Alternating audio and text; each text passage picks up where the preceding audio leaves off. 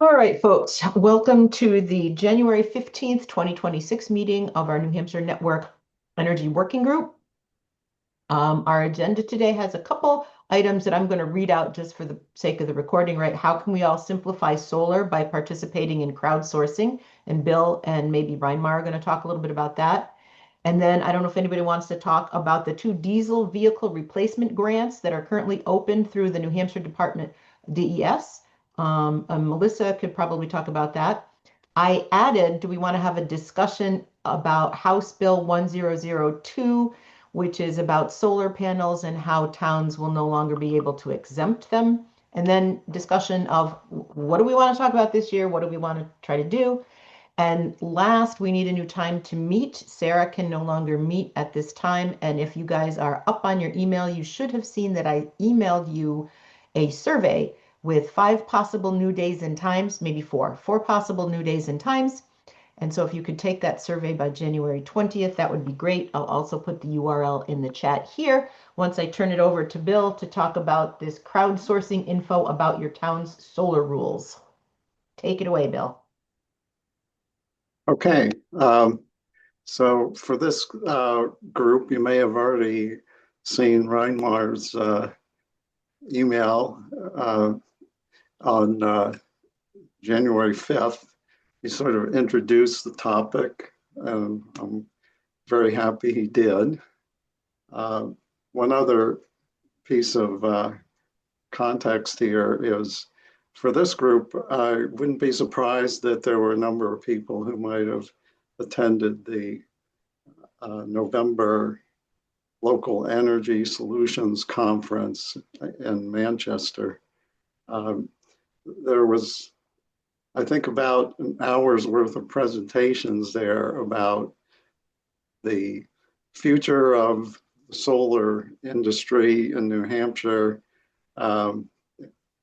after the turn of the year when the tax credits go off.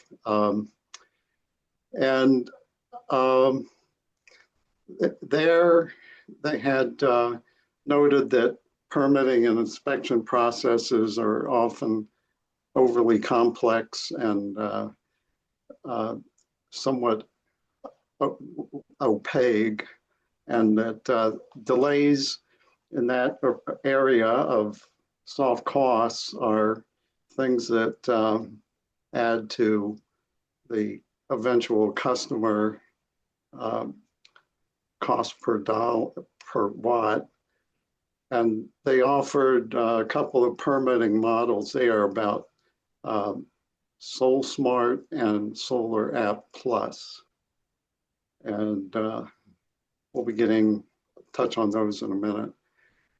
The solar installation regulations in New Hampshire, as you presumably know, are pretty varied across the 200 plus New Hampshire towns and cities. And even in the area of zoning, most New Hampshire towns lack well-defined zoning rules for solar. I have a list of about a third of the towns in New Hampshire that do have solar zoning.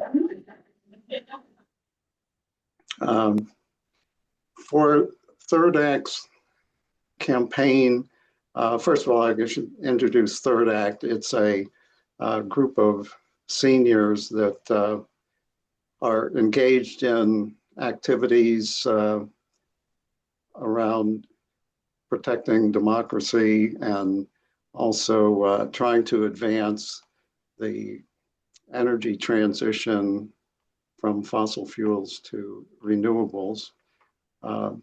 These days, that is very much assisted by the economics of solar being so advantageous. But part of this campaign is trying to get solar simplified to the point where some of the non-hardware costs are reduced. And part of the delays in getting installations are due to uncertainties about permitting rules and subsequent inspections once the installation has been made. So Reinmar introduced the idea of crowdsourcing information on what the existing local residential permitting policies are. Third Act is doing this across the country, and I can say right now there's been about 130 people across the country that have chimed in so far on this crowdsourcing effort. At this point, there's only 3 of us from New Hampshire that have contributed to that. And I'm hoping this will pump up some people to join the cause here. This is only really the first phase of the idea of simplifying solar. The second phase is about taking the information that we obtain on a town basis and going back to the decision makers in the towns, trying to get them to see what obstacles their policies currently present, and ideally simplify them to the point where there's this, I guess, holy grail of getting instant permitting where you can go online and make an application, submit your plans, and get the town compliance officers to look it over and give you a decision in hours or a business day. That may be an ideal solution, but in New Hampshire, we don't have any town currently involved to that level. And so we need to make sure we can walk before we run, I guess. And I agree that sorry to interrupt, Bill. Yeah. It does seem sort of idealized or ideal, I guess. Yeah. But apparently that's the way it is in Australia. That when you've got your installer at your place, they'll look it over, figure out what needs to be done, make a phone call, and you have the permit at the end of that phone call. Right. So a lot of it has to do with how socially acceptable the whole process is, whether it's become integrated or not. And we're still on what we accept as normal, or what the utilities and authorities accept as normal, is basically fossil fuels, gas connections, which are much more complex and so forth. So that's the kind of it's a mental block that needs to be overcome. Yeah. Agreed. So in New Hampshire, we're fortunate also to have had a lot of work done by Clean Energy New Hampshire, and they're working with a partner, SolSmart. I probably should say, since one of the attendees here is at least one I saw has the Clean Energy New Hampshire profile. So if anything I'm saying about Clean Energy New Hampshire is incorrect, please interrupt. So about that work that's been done here in New Hampshire, there currently are 11 towns listed as having a SolSmart certification, and this is has to do with including permitting models and some website visibility to what the rules are in their individual towns. And Clean Energy New Hampshire has also put together a general resource website for New Hampshire communities and municipalities. By the way, I should mention, I've got a bunch of hot links in a presentation set of slides. Oh, yeah. Would you send. like me to stop sharing? Do you have something you'd prefer to share? I was just sharing Reinmar's email. That's all. That's fine. I think, mostly what's in the slides are some hot links, and so those wouldn't be really effective for the presentation purposes, but for follow-up work, there's places that people can go afterwards to look at some of these resources. So I will bring up that while the third act is not so much introduced work about solar zoning, I know that that's part of what Clean Energy New Hampshire has participated in working up a model zoning ordinance.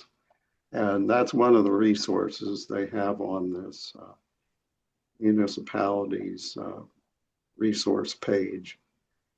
The one ask I have tried to make is I haven't found information on that municipalities resource page about solar permitting per se.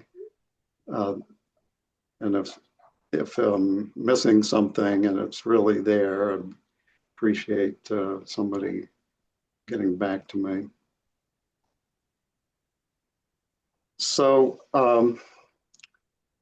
ways that this set of people could help out this campaign would be certainly the more the merrier, welcome and appreciated to join in this first phase of crowdsourcing and collecting data on the towns that you're familiar with.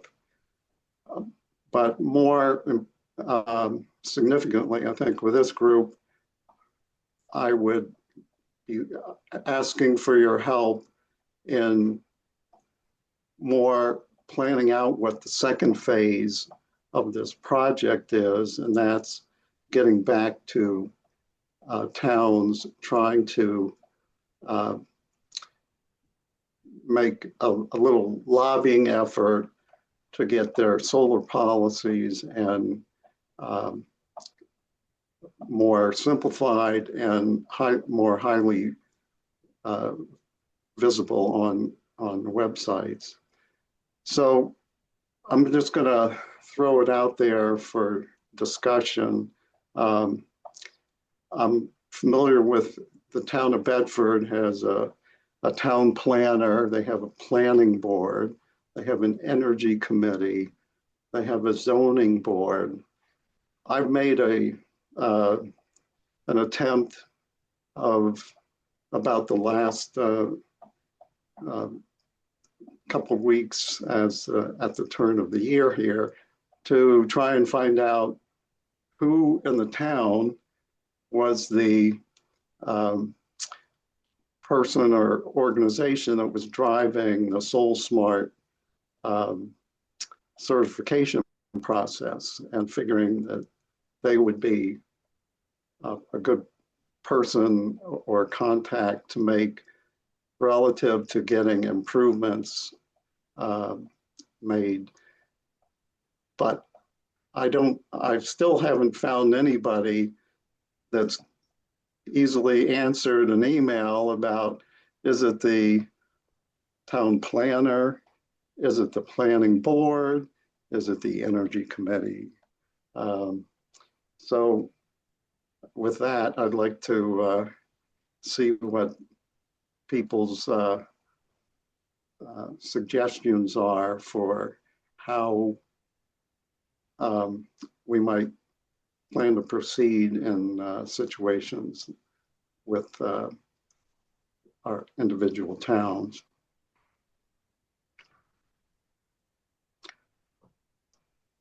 I'm wondering whether it would be good to make direct contact with the various energy committees in well, any towns that haven't gotten data onto the spreadsheet yet, which I think is pretty much all towns in New Hampshire. I don't think there's any or very few on there. Last time I looked on the third act spreadsheet. Yeah, there's only 3 towns represented right now. 3, okay, yeah. Yeah, and as far as energy committees, that's another thing that in the process of thinking out how to go about this, I've got a list of energy committees. I guess mostly it came from Clean Energy New Hampshire, and there are some towns like mine that apparently choose not to put out a contact. I know some of the people on the energy committee. I know how to get in touch with them, but there isn't always transparency about making contact with energy committee. Yeah, I feel like it might be better rather than putting it out. I mean, I've been thinking of, well, maybe we should send out, another email or several more emails to the full membership, and even beyond our membership. But it might be better or more efficient to target it more to people who are already interested and committed in, to the idea of rationalizing their energy system in their town, and would probably know a lot of the answers to a lot of the questions, even without doing very much or any research. Right. And sort of in that line, if anybody has just in their experience some anecdotes on difficulties getting permitting and inspections accomplished, or ideally some kind of case study, those would be very much appreciated as well. So I'm going to put, again, my contact information in the info, and would welcome inputs. Looks like there's a couple of hands up. Patsy? Yeah. Hi, thanks.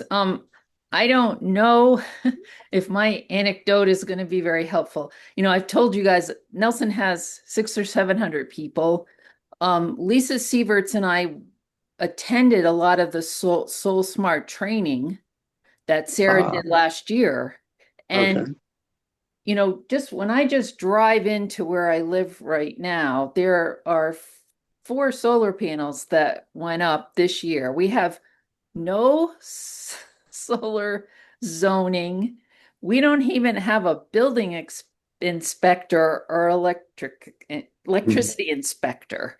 So Lisa and I are kind of afraid that if we stick our nose into this project or, this process of trying to get solar simpler, we're going to make it more complicated in our town. But we don't know that for sure, and we've kind of set it aside for now. So that's where we're a little stuck. Is things are moving forward. People seem to be putting solar, and we've got it on our town buildings, and things are moving forward without any problems in our town. But I'm certainly support what you're doing. So that's what I know from my perspective, which again, I don't know if it's helpful at all to your cause.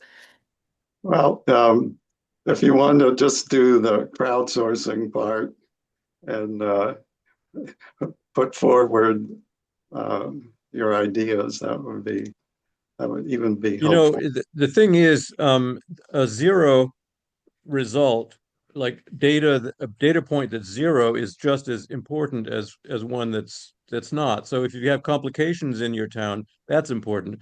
But if you have no complications in your town, that's also important, just as important. So for the data gathering portion of this whole process, I don't think that there's any downside to it that I can imagine, but Yeah, there is an upside in that it will be clear how wide the range of the variability is yeah. within a small state like New Hampshire, because there's going to be plenty of towns in which it will be hard to figure out exactly where the guidelines are and what exceptions there might be, et cetera, et cetera. There's a lot of complications in some towns. You have none in yours, that's great. Just shows how wide the range is. So, Melissa, would you like to speak up? Drop a permitting resource into the chat for the meeting as well. If you want to take a look at it, if you find it helpful, reach out if it's not helpful, and we might be able to give you some different resources. But I just wanted to mention that our Clean Energy New Hampshire's relationship with SolSmart, in terms of being able to sort of guide folks as a cohort to certification, is ending, but all of our resources with SolSmart, our templates, our guides, that will continue. And we've tried to make them as easy as possible. So many of our templates are designed to be sort of plug and play to your municipality where appropriate. So, reach out if you don't have those, and we will continue to work with your energy committee or planning board to try to make those easier to understand. And also in terms of the way that other communities have been able to put in place some zoning and permitting. What we've typically seen is energy committees educating themselves on what they currently have and the resources available, and then bringing that to the planning board. That has been the process so far.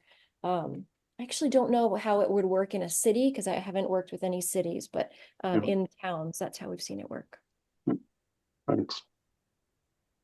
So that resource, that's the kind of thing that I couldn't find a link to that on that municipal resource website.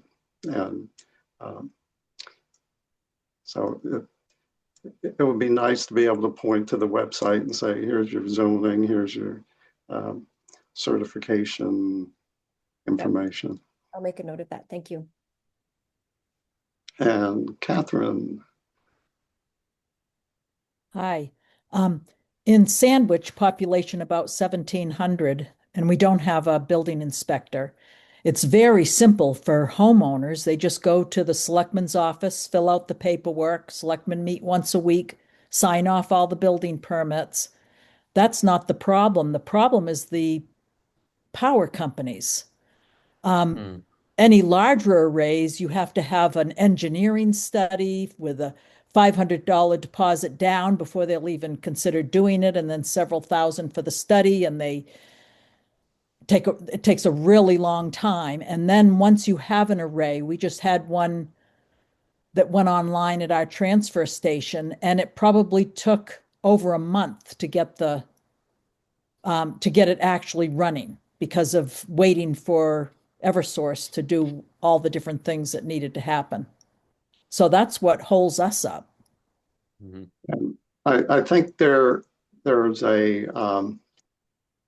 actually the Department of Energy for New Hampshire is doing a study and working with the investor-owned utilities to come up with a more streamlined process. I think I've heard Sam Evans-Brown say we're possibly moving up from a D minus to an A or A minus if in fact these policies are actualized. So I think it's understood that that is another obstacle. Would that mean that it would be that there would be sort of unanimity across the state, though, or would there still be a lot of variation in different jurisdictions? I think the energy Department of Energy has jurisdiction over things involving the investor-owned utilities in the same way the PUC does, but there's also organizations like that cooperative energy, electricity cooperative. I think they fall outside of the jurisdiction. It's kind of a town. It's a rural emphasis for them. Yeah. Well, I think the scenario that Catherine's describing is exactly the kind of thing that the third act needs to hear about, because all down the road, one of the goals is to put more pressure on the utilities to try to make these things a little bit more consistent and simpler and easier. There's no real reason for them to be that complicated. Right. And I will also entertain Catherine to. There's a good anecdote, and one way to get that in is through that crowdsourcing, and again, I'll be providing links, although Reinmar had already done that through emails.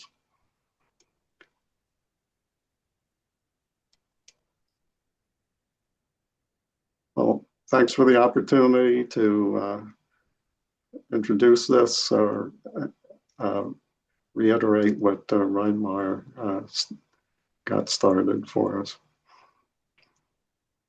Well, thanks for coming on, Bill. It's great. It's an important thing, I think. I mean, I think we're never really going to integrate solar, or for that matter, other renewables successfully at the large scale until some of these wrinkles are smoothed out. It's just not going to happen, Yeah, I think one of the things that I took away from the Local Energy Solutions Conference is that all is not lost with the absence of tax credits. The solar presenters seem to be saying, we've faced obstacles like this before. We've figured out how to get rid of some of our costs. And they were saying they need help from the municipalities to make some of these improvements. Mm-hmm. Yeah. All right, are we ready to move on to our next topic? Yep.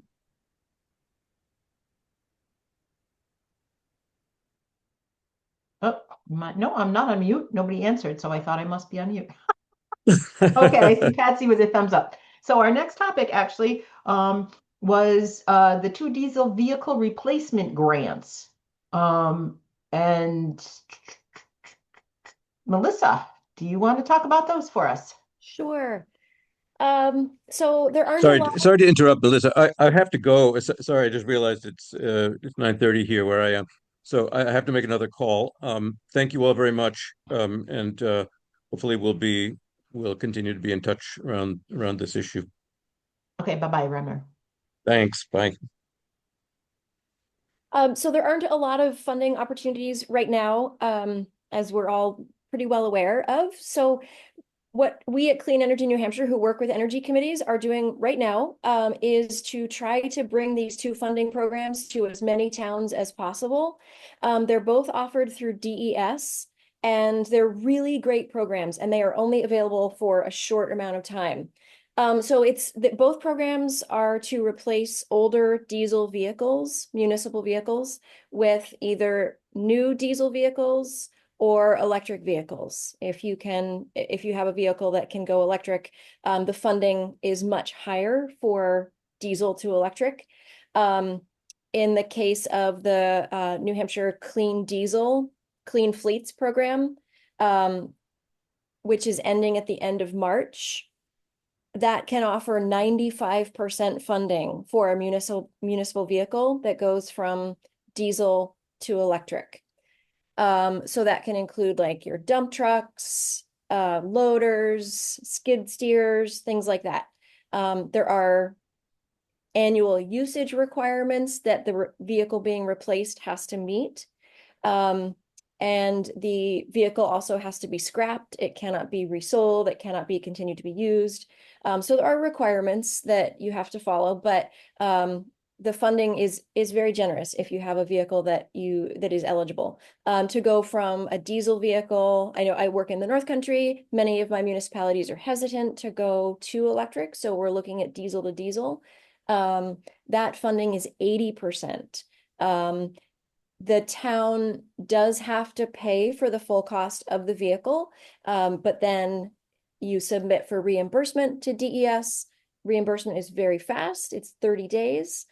And another really nice feature of this program is that the applications are due on the 30th of every month, and you hear whether you have been funded by the 6th of the following month. So it's incredibly fast, which is great. And so even in my, my tiny North Country towns that are sort of sometimes very hesitant to work on solar or, something else, they're very willing to look at getting funding for a clean diesel vehicle, or in some cases, an electric vehicle.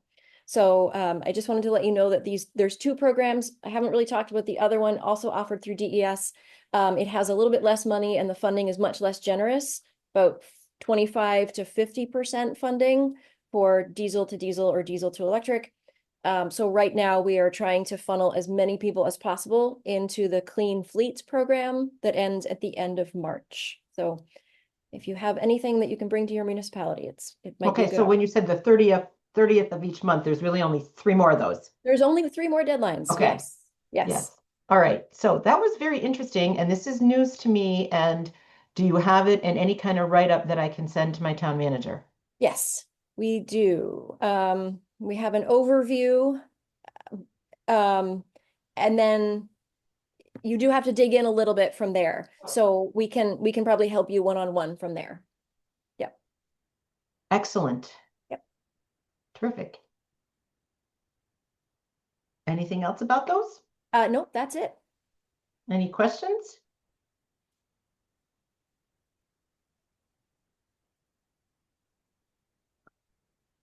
Okay, then I guess we can move on to the next topic, which is House Bill 1002, which you may be aware of already. It is a proposal to repeal the solar energy systems tax exemption. And the upshot here is that people who have solar already, depending on their town and the way their town works, they may or may not end up having to pay more property tax. It's kind of unfair that people put solar panels on their homes thinking that maybe they wouldn't have to pay more property tax, and now this changes. I did want to bring it to your attention, and maybe you could share with each of your energy working groups or your energy committees and see if it's something that both you as individuals or even you as an energy commission, could oppose. And I think everybody on this call knows how to use the whole signing in to the New Hampshire legislature to support or oppose a bill. And I think it would be really powerful if we could get maybe 1 or 2 energy committees from towns to go and testify and say, our energy committee on our town says we think this is a bad idea, particularly because you're taking away control from us. Let each town decide what is best for each town. So I can send a link to this bill with a little bit more background information. The hearing is the 20th, so I think it's the 20th. So we only have 5 days if you want to think about going to Concord to testify or representing your town energy committee to testify. So that was that item. You guys are not a talkative group today. I have a couple questions if the Well, agenda's right. Well, the rest of the agenda is like, what are you doing in 2026? What do we want to talk about? Whatever. So take it away, Catherine. Well, one thing that, of course, we ran into now without the 30%, we're getting some pushback from our select board. They did not fund a solar array this year. They have to put in a new police station, and we urged them to do it because we could get the 30%, but they still didn't.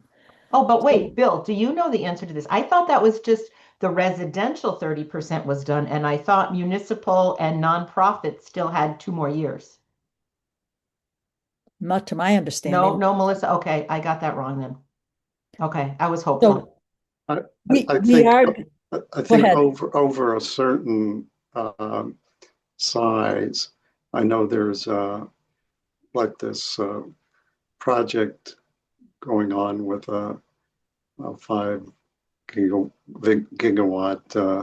site in Warner that Okay, so maybe that's where I got it from. you know, So sorry. And I tapped Bill because I know he does the what do you call it, the tutoring or whatever for no, but I certainly understand that Melissa may have a valid answer as well. So I got it wrong. So never mind. Back to your question, Catherine.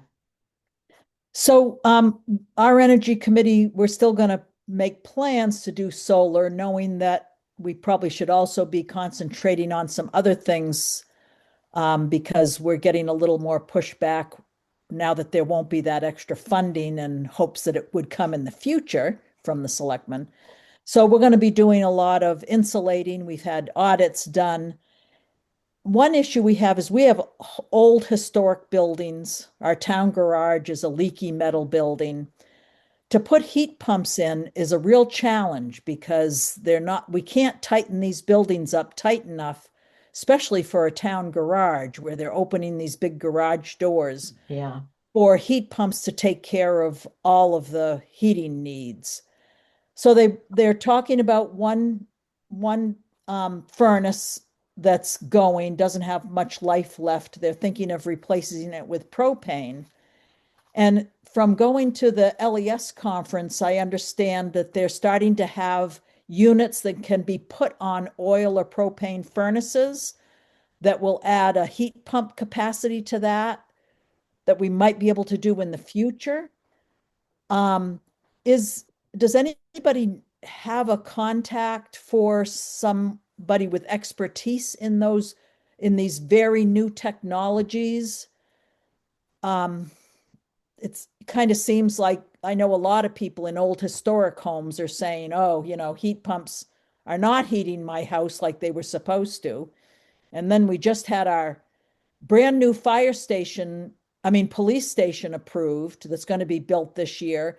And the builder said that, oh, this building we can't heat it with heat pumps. It won't take care of it. And luckily, our energy committee member who's a builder attends those meetings. And he said, you're out of your mind. This is a brand new, tight building. Of course, it's going to take care of it. So there's a lack of expertise. And we struggle with that all the time. You get people that think, do you do vapor barriers or not? And do this and don't do that. It's like the science is all over the place. So we have a really hard time finding the experts, especially for the new technologies.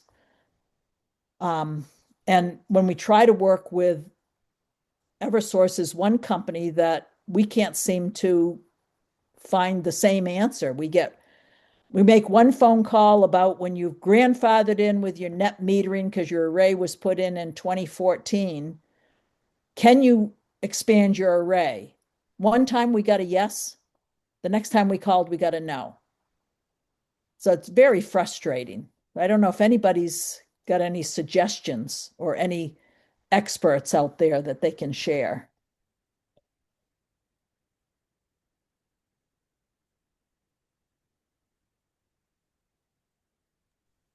I do. Catherine, I wish Lisa Sieverts was here.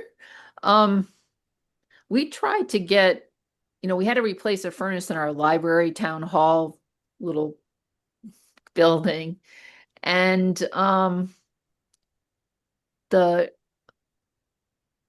heat pump installer came in and talked the select board into putting in a combination system. Like the system could have handled a heat pump by itself, no problem. But some of the installers just don't have the experience with just heat pumps and how well they work at low temperatures, cold source heat pumps. But let me make a note and I'll try to get information about who put in this combination. I think it's propane and a heat pump together kind of Okay. situation, but of course we would just like that we're not burning any fossil fuels at all if we don't need to. Right. But they do exist, those combination things, but I don't remember who the name of the company is, but Lisa will know. Okay, thanks.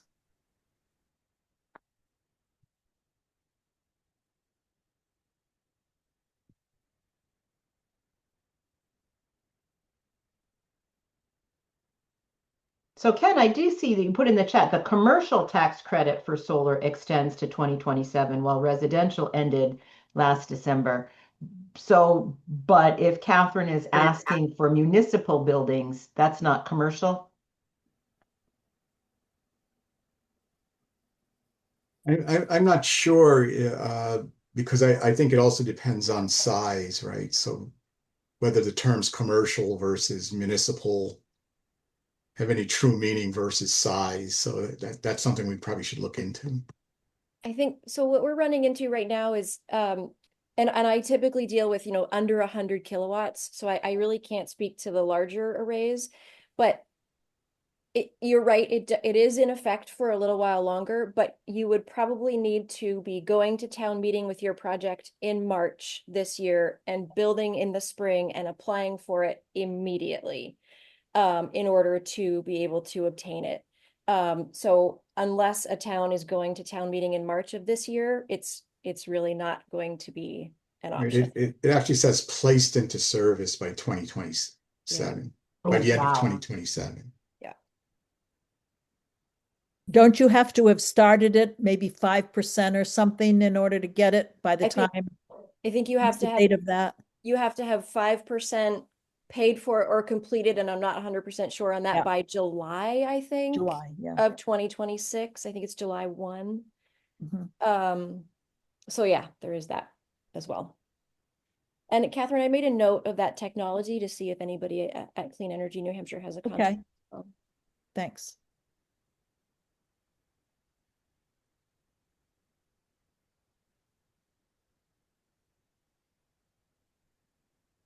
All And right, net metering,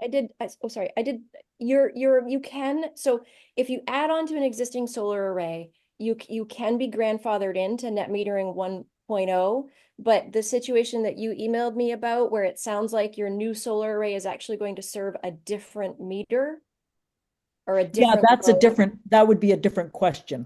Okay, all I right. was talking about people in homes don't want to add to their home array if they're going to lose their grandfathering. Oh, they won't lose their grandfathering. So you can make it as big as you want? Ooh.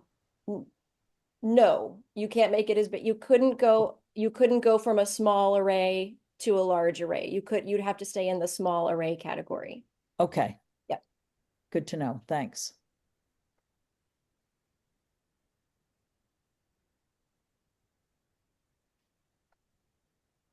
All right.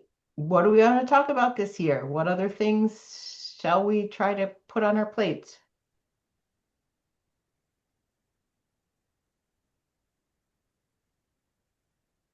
I have something just quick. I don't know if you guys might be aware of it or not, but UNH has some free courses on introduction to community solar and commercial solar.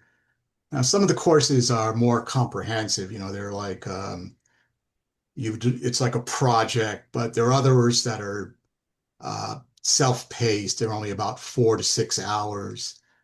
So I was just talking recently to Sarah Varela over there, who is the training director. And she recommended for, our type of groups, perhaps the self-paced 4 to 6 hour course is a good one to look into. So I'll put that link in the chat. And if anyone wants to check it out, they can, take a look at these courses. And, it'll help you with the terminology and everything to do with community solar. And these are free courses sponsored by UNH. Yeah, and Ken, I think I did one of those on batteries. I think I did it through there. It was great. So that's where I did it. I'm almost positive it was really excellent. Okay, that's good to hear, because I was thinking of taking it myself, so it's good to hear.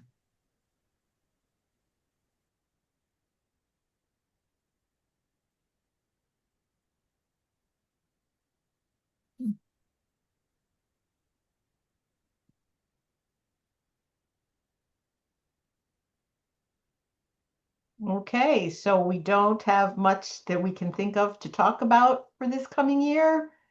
I realize it's kind of crazy out there. Yeah.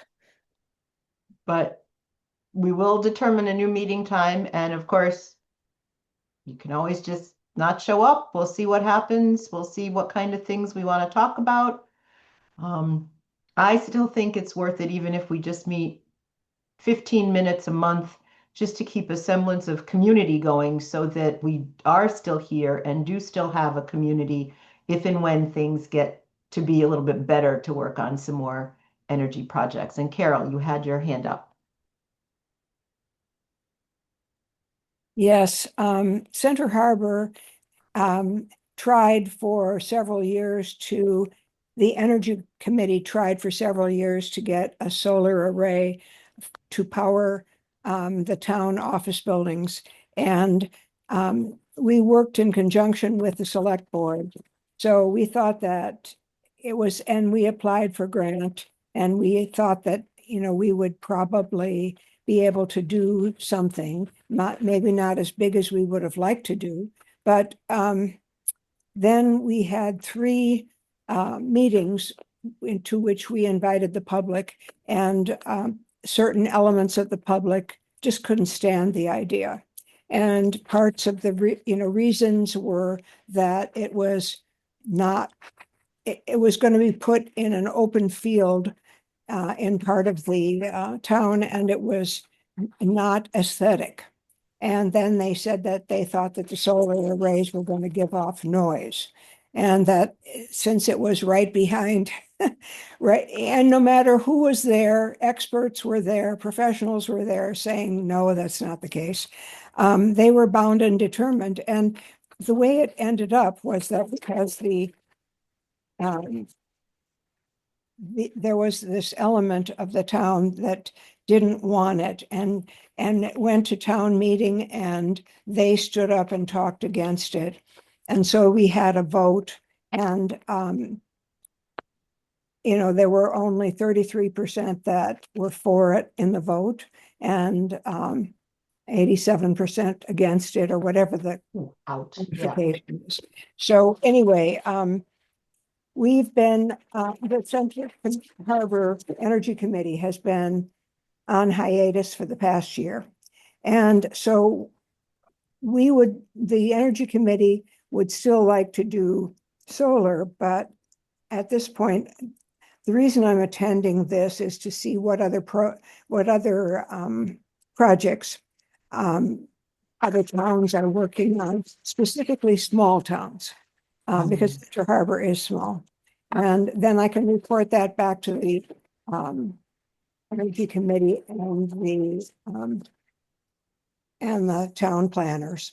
So if anybody has any input on that, I also wanted to let everybody know that I received an email from a company out of New London called RLE. And I was wondering if anybody else had heard of it. they would like to work with towns to provide turnkey design build energy efficiency solutions that enable customers to save energy, cut costs, etc. So we may know of other companies that are doing that kind of work, but this company contacted me, and we are not in a position to have them come in and talk to us. I will try to get them to, get the select board to listen to them, but we'll see whether that happens. So anyway, I did receive that email and I didn't delete it, but even though we're in Merrimack, which is a large town, right? We've got like 28,000 people. We have also been on hiatus, just because given the nature of our town committee, and they're very, very conservative, that they just weren't being very receptive to a lot of the stuff we were proposing. right. Okay. Yeah, that was the problem here.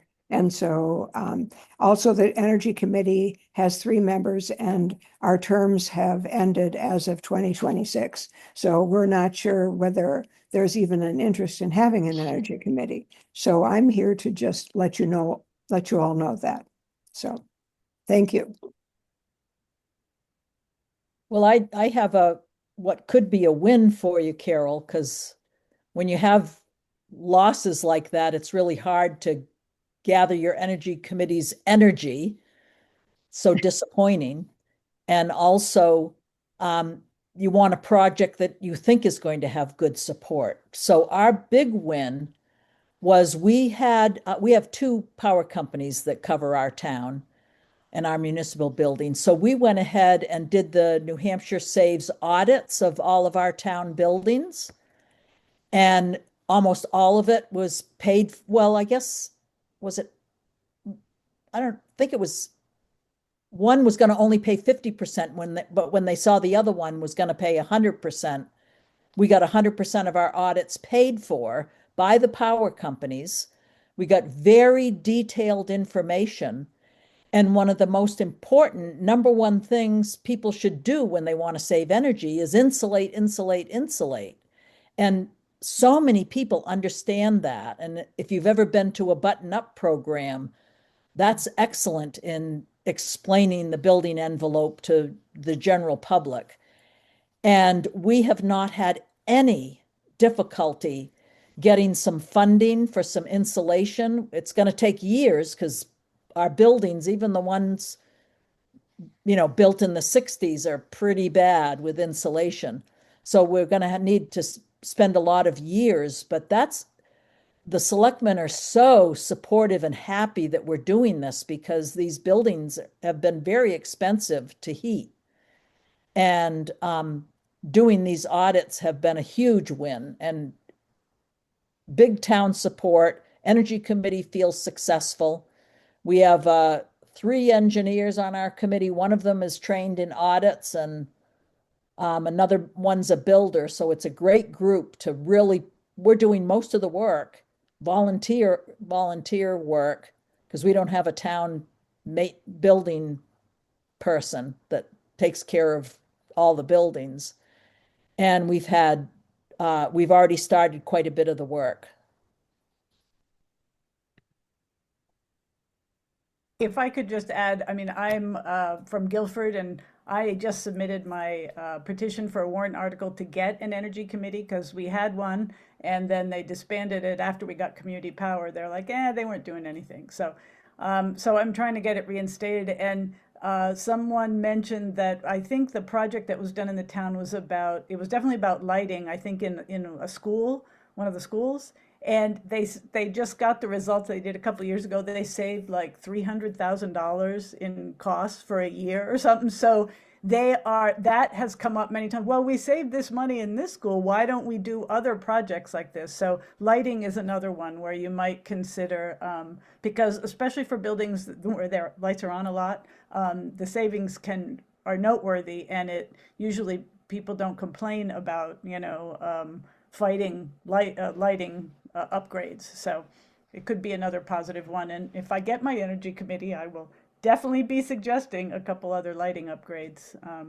And the lighting, Lena, is part of the audit. They include changing, and they'll give you the guesstimate as to how much you'll save. So it's really nice to have Yeah, some. and that might, I've had several people in trying to develop and get the warrant or the petition signed. They said, you might want to, because we also have a new public works building being built, and I'm trying to get solar on that, but they're like, if you broaden it to some of the other clear wins, air sealing and insulation, and then lighting, it may be, take some time to do these projects, and then, you never know in terms of how things will proceed in lighting, because it's still the cheapest form of energy in the United States. So people are still sort of smarting from, no, now we don't get rebates. But as I understand it, the numbers can work and are very convincing without rebates. It's just people are like, it's like buying cereal. If you always have a coupon, then Well, we don't get the solar rebates, but in New Hampshire Saves, there's still some rebates, I think, no, available for things there's like some other, insulation. there's other stuff available, but Right. solar may have a little bit of a quiet period until people get over the fact that it's still worth it without rebates. Well, yeah, I'm kind of waiting for, our infrastructure is a little fragile. I'm waiting for it to get like other countries where you randomly lose electricity for an hour or two a day, and then everybody is going to be like, oh, well, it would have been worth it for me to spend $8,000 to put solar on my. And plug-in solar may be something that energy committees want to talk about, because it has a huge low income. And when you say that, you're saying is the balcony solar bill that's being Yeah, proposed? there's a balcony solar bill, balcony or plug-in solar bill that is, all the testimony was very positive. It seems to have a real, I think of it as like, it really helps you sell solar because it's an easier entry to the market. It's not going to solve all your heating problems, but especially if teamed with a battery, it can be used instead of a generator. And this, there's a lot of positive elements to something that people can just buy. And the legislation is about keeping utilities out of it. So there's no permitting, there's nothing like that. It's not feeding back into the grid. And so in any case, it's something positive to talk about. I'm hoping it will pass, and that if it's being I think discussed in like 30 different states. It already passed in Utah last year, but the more attention on it, the more people talk about it, it can really be a game changer in terms of how people think of solar. And then at some point, the roof arrays and the other arrays can move forward too. But this is an easy entry for a lot of people who might be hesitant or can't afford it or can't put it on the condo that they live in. So. All right. Well, that takes us to the top of the hour for this month. I can hardly wait to see the results of the survey to see when we meet next month. I will be spending the month of February in Florida, but I will still host the meeting remotely, maybe from my kayak while I'm watching manatees. But no matter what the new day and time is, I will be hosting next month, and we will see you whatever the day is next month. All right. Thanks, everybody. Thanks, Take care. Mary Beth. Bye-bye. Bye.